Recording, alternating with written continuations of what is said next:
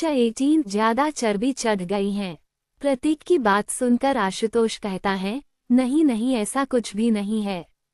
प्रतीक कहता है, अच्छा अगर ऐसा है तो कौन से स्कीम लेकर घूम रहे हो। आशुतोष कहता है, कल तुमने देखा ना क्या हुआ। जब पहली बार हमें मुर्दों के शरीर को काटने का ट्रेनिंग दिया जा रहा था तब काफी सारे लोगों ने उल्टियां कर दी थी। प्रतीक कहता है, मैंने और ऋषि ने तो की थी। तुम्हें संकेत को ढूंढना चाहिए। उसने 4 बार उल्टी की। आशुतोष कहता है, मैं उल्टी वालों को नहीं ढूंढ रहा हूँ। प्रतीक कहता है, तो क्या ढूंढ रहे हो तुम। आशुतोष कहता है, दरअसल मैं ये कहने आया हूँ कि प्रैक्टिकल में असली मुर्दों के जगह पर मुर्दे जैसे दिखने वाले आर्टिफिशियल बॉडी का इस्तेमाल के लिए हम सब कहने वाले हैं। प्रतीक खड़े होते हुए कहता है, क्या बकवास कर रहे हो। हम यहाँ डॉक्टर बनने आए हैं। जब तक इंसानों के असली शरीर के ऊपर सर्जरी प्रैक्टिस नहीं करेंगे तब तो बन गए झोला छाप डॉक्टर। आशुतोष कहता है, ज्यादातर लोग मेरे साथ हैं। इस आर्टिफिशियल बॉडी में सब चीज असली बॉडी के ही जैसी हैं। उससे हम काफी कुछ सीख सकते हैं। प्रतीक कहता है, मैं इसके पूरी तरह से खिलाफ हूँ। जब असली इंसान की सर्जरी करनी पड़ेगी तब तो तुम लोग वहीं उल्टी करने लगोगे। डॉक्टर शब्द की इज्जत खत्म कर दोगे। ऋषि भी प्रतीक से बात सुनते हुए कहता है, प्रतीक बिल्कुल सही बोल रहा है। मैं भी प्रतीक के ही साथ हूँ। ऐसे करियर के साथ चांस नहीं ले सकते हैं न। मेरा वोट बदल गया है। सॉरी आशुतोष भाई। आशुतोष कहता है, हाँ भाड़ में जाओ तुम लोग। 1-2 के खिलाफ होने से क्या होता है। ज्यादा वोट मेरे साथ हैं। ये कहकर आशुतोष चला जाता है। उसके जाने के बाद ऋषि कहता है, क्या बंदा था यार। हमने मना कर दिया तो हमें नीचा दिखाकर चला गया। प्रतीक आसमान की तरफ देखते हुए कहता है, टॉपर हमारे जैसे एवरेज स्टूडेंट्स के पास आए तो समझ लेना कि वह अपनी दाल यहाँ गलाने आया है। देखा ना कैसे जब उसकी दाल यहाँ नहीं गली तो हमें ही बेकार कहकर चला गया। कुछ लोग होते ही ऐसे हैं। ऋषि कहता है, साले ने मेरा ईगो हट कर दिया है। अब तो इसे इसकी औकात दिखानी ही पड़ेगी। प्रतीक कहता है, सबसे पहले यार यह पता करो कि यह कौन नमूना है जो आर्टिफिशियल बॉडी के ऊपर सर्जरी करने पर मान गया है। ऋषि कहता है, हमारा नया डीन। प्रतीक कहता है, हमारे सीनियर्स का क्या हुआ और हमारे जूनियर्स का। ऋषि कहता है, सीनियर्स इसके खिलाफ हैं और जूनियर तो अभी अभी आए हैं बेचारे। रोज रोज रैगिंग का शिकार हो रहे हैं।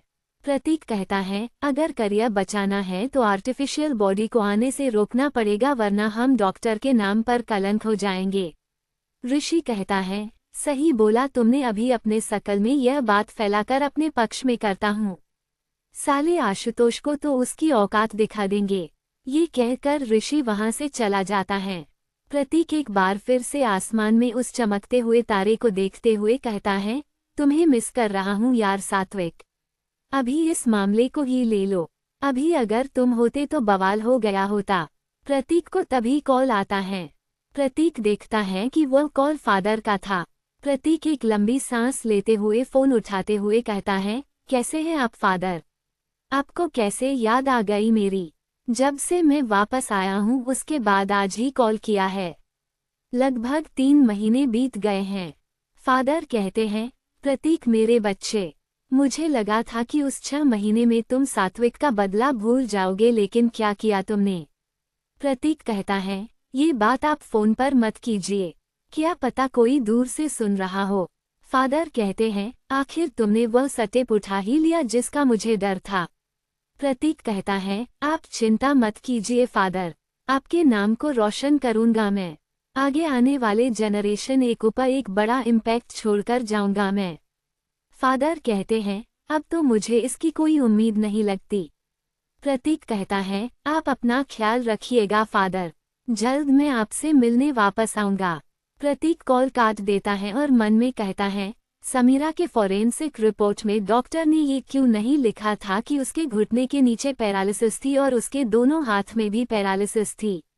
क्या जो रिपोर्ट मुझे देखने को मिला था वह सही भी था या फिर डॉक्टरों ने ठीक से पोस्टमार्टम नहीं किया। कोई बात नहीं कांस्टेबल मनोज तो उनके खुद के डिपार्टमेंट का है तो पुलिस वाले उसकी परफेक्ट पोस्टमार्टम करवाएंगे। अगले दिन आर्टिफिशियल बॉडी की वजह से कॉलेज में धरना प्रदर्शन हो गया था। इस वजह से स्टूडेंट्स ने कॉलेज को ही बंद करवा दिया था।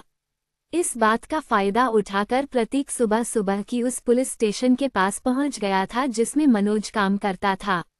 प्रतीक को किस्मत काफी अच्छी थी। आज रात के ड्यूटी के बाद मनोज सुबह भी एक केस की वजह से उलझ गया था। इस वजह से उसे स्टेशन से निकलने में 10 बज गए थे। जैसे ही मनोज निकला था उसी वक्त प्रतीक भी वहां पहुंच गया था। प्रतीक का प्लान था बस उसके ऊपर नजर रखने का। जैसे ही प्रतीक मनोज को देखता है तो वह अपने आप को छुपा लेता है। जब मनोज समीरा के केस के सिलसिले में तब वह जब भी प्रतीक को देखता है तो अपना मुंह छिपा लेता था। मनोज चलते हुए उसी दुकान के पास आ गया था जहां प्रतीक खड़े होकर उसे देख रहा था। जब वह प्रतीक के बगल में आकर खड़ा हो जाता है तब प्रतीक अपने मुंह को दूसरी तरफ घुमा कर लेकिन अपने कानों को वहीं मनोज के बातों के ऊपर रखता है। मनोज किसी को कॉल करते हुए वहां दुकान के पास आता है और कहता है एक कड़क चाय पिलाना। उसके बाद वह कॉल के ऊपर कहता है क्या बताऊं यार, मेरी नाइट ड्यूटी आज खत्म हो गई है। अब मुझे मेडिकल कॉलेज में ड्यूटी दे दिया गया है। कल सुबह से वहीं लगेगी मेरी ड्यूटी। सामने वाला कुछ बोलता है तब मनोज साइड में आते हुए कहता है एक बंगला खरीदा है, बीवी मायके गई हैं, आज की रात वहीं रंगीन करूंगा। फिर सामने वाला कुछ बोलता है तब मनोज कहता है तू जाने देना, अगली बात तुझे भी इनवाइट करूंगा लेकिन आज को रात तो मेरी ही होगी। उसके बाद वह हंसते हुए कॉल काट देता है। उसके बाद वह चाय पीने लगता है। बगल में खड़ा प्रतीक ये सब सुनते हुए कहता है क्या बात है, एक कांस्टेबल के पास बंगला, क्या लूटा है इसने। चिंता मत करो मनोज, आज को रात तुम्हारी रात रंगीन नहीं होगी बल्कि पूरी की पूरी आखिरी होगी। आज तू जान से जाएगा मेरे दोस्त सात्विक, तुम्हारी रूह अब इंसाफ के थोड़ा और करीब जाएगी। मनोज वहां से चलते हुए अपने पुराने घर में चला जाता है जहां वह अपने बीवी बच्चों के साथ रहता था। वह रेंट पर ली गई एक जगह थी जो पुलिस स्टेशन से मुश्किल से 1 किलोमीटर दूर थी। प्रतीक भी उसका पीछा करते हुए वहां जाता है। वह एक सोसाइटी थी जिसके एंट्रेंस के ऊपर सीसीटीवी कैमरे लगे हुए थे। वहां एक गार्ड भी था। प्रतीक रोड के दूसरे तरफ खड़ा होते हुए खुद से कहता है ये सीसीटीवी कैमरा मेरा सबसे बड़ा दुश्मन बनता जा रहा है। ऐसा क्या करूं कि कोई सीसीटीवी कैमरा भी मुझे पकड़ न सके। जब तक सात्विक को इंसाफ नहीं दिला देता तब तक तो पकड़ा नहीं जा सकता हूं मैं। यहाँ आया भी हूं तो हर एक सीसीटीवी कैमरे से बचकर आया हूं। प्रतीक को तभी ऋषि का कॉल आता है और तभी प्रतीक का दिमाग काम करता है और वो कहता है ये क्या मैं यहाँ फ़ोन लेकर आया हूँ, इतनी बड़ी गलती कैसे हो गई। प्रतीक ऋषि का कॉल उठाते हुए कहता है क्या बात है ऋषि। ऋषि कहता है कहाँ हो यार, तुम जल्दी से आओ यहाँ। प्रतीक कहता है क्या हुआ है। ऋषि कहता है वोटिंग हुई है, वोट बराबर हो गए हैं, तू जल्दी से आ जा वरना डीन खुद से कोई फैसला ले लेगा। आधे घंटे का वक्त है, करियर का सवाल है। प्रतीक कहता है 15 मिनट में आता हूँ मैं।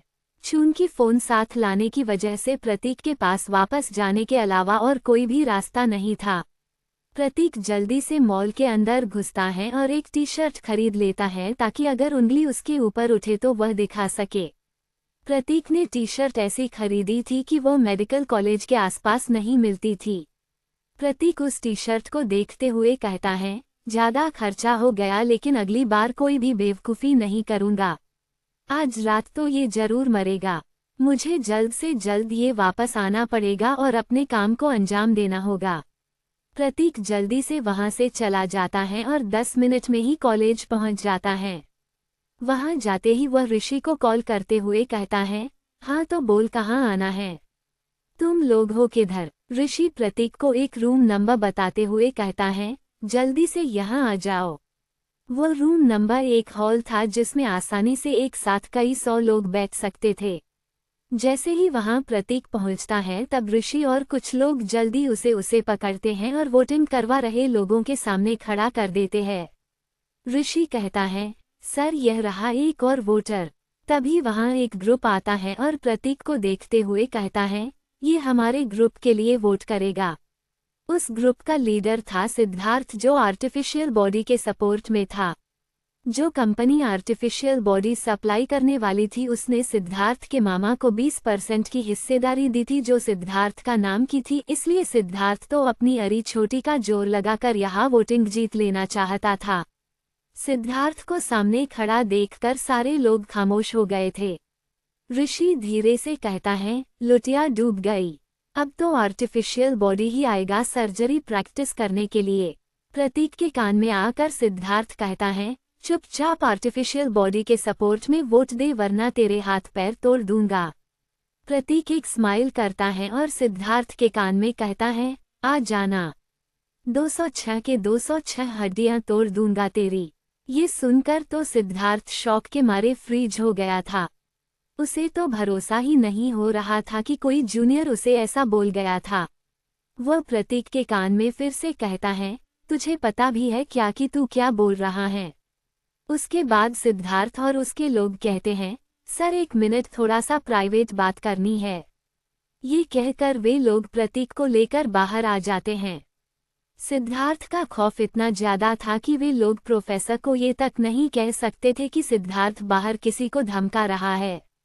जूनियर जो बेचारे पीछे बैठकर तमाशा देख रहे थे, उसके बाद तो सिद्धार्थ के नाम से उनके दिल को धड़कन बहुत ही ज्यादा तेज हो गई थी। उन्हें भी पता चल गया था कि उससे उलझना मतलब मौत को न्योता देना है। इधर बाहर आते ही सिद्धार्थ प्रतीक के कॉलर को पकड़ते हुए कहता है, क्या कहा तूने?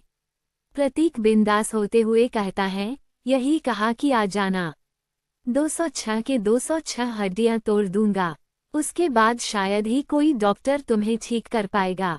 सिद्धार्थ के पीछे से आयुष निकलता है और प्रतीक से कहता है, ज्यादा चर्बी चढ़ गई है भाई, इसे वोट देने दो। बाहर पकड़ते हैं, अगर हमारे खिलाफ वोट दिया तो। सिद्धार्थ उसकी बात मानते हुए प्रतीक के कॉलर को छोड़कर उसे अंदर जाने देता है और खुद दरवाजे के पास खड़े होकर यह सब देखने लगता है। To be continued.